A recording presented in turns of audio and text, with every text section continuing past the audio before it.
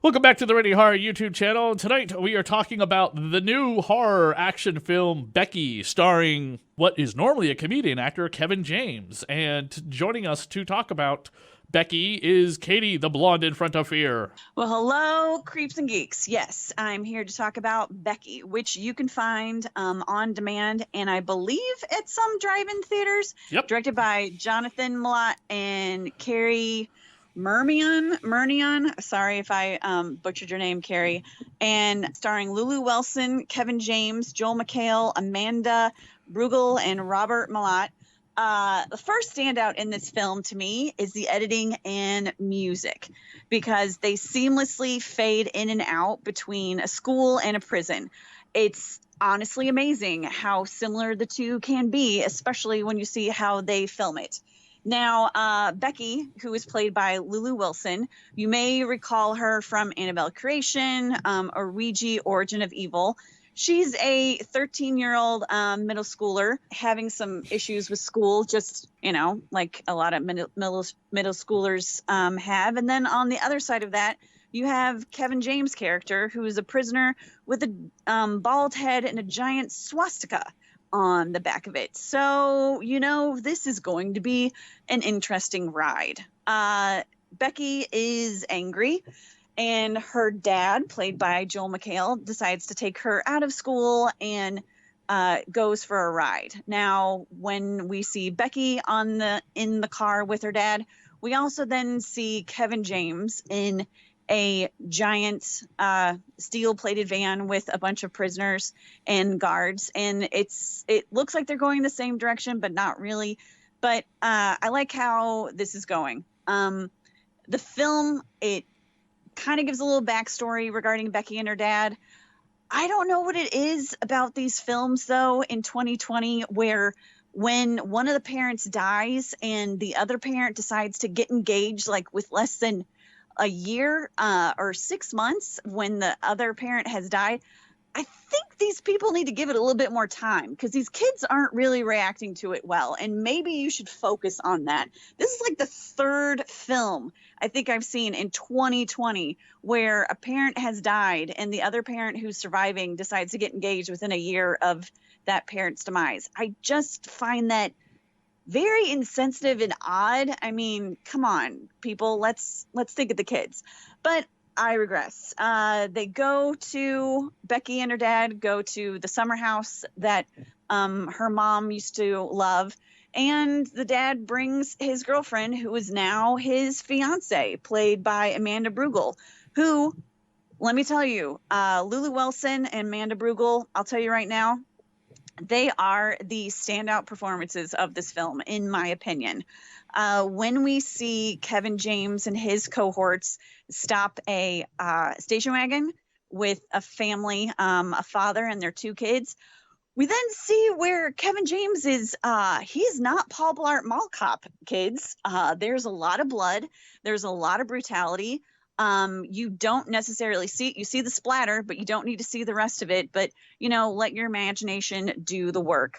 I like this movie. I liked it a lot. I think this is an amazing film, especially to watch at a drive-in. Kevin James and his little prisoner friends go to Becky's house.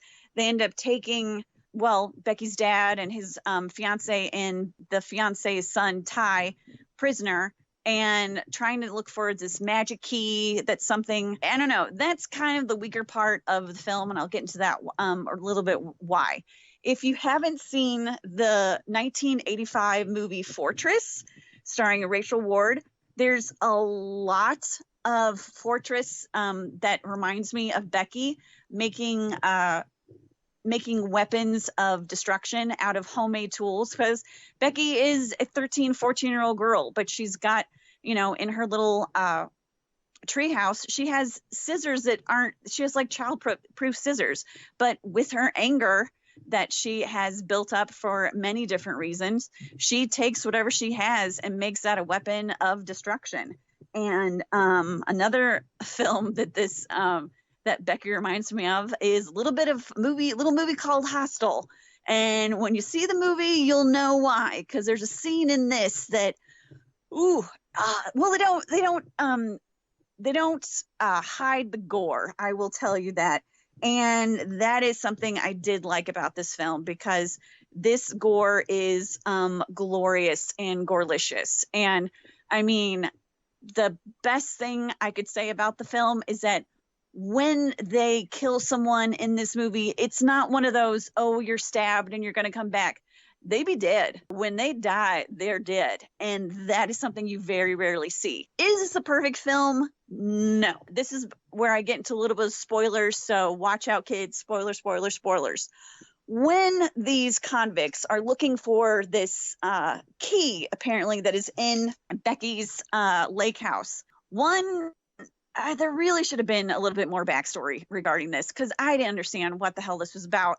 Obviously, these are white supremacists that are looking for something that's going to do something with the different races and something. I don't know. That wasn't very well explained. But when Kevin James is looking for the key, he finds this little box and there's nothing in it. Now, when you see the key that Becky has, this key is the size of a key that could freaking open a door at Hogwarts. I mean, this is a giant key that, I would say is a good 6 to 8 inches long. Whatever was supposed to be in that little tin that Kevin James was looking for, it ain't what was housing that key. So I thought that was kind of a big fault in the film.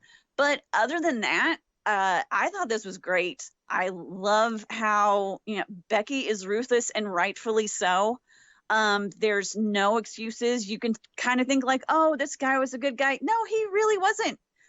Going back, and I don't want to say why, this, not to give everything away, but look, I got this movie, there's a lot of things going on right now because of the pandemic. You have to watch films, and if you watch them, they're $20. This one, you could rent it for $7 or buy it, or rent it for $8 and buy it for $10.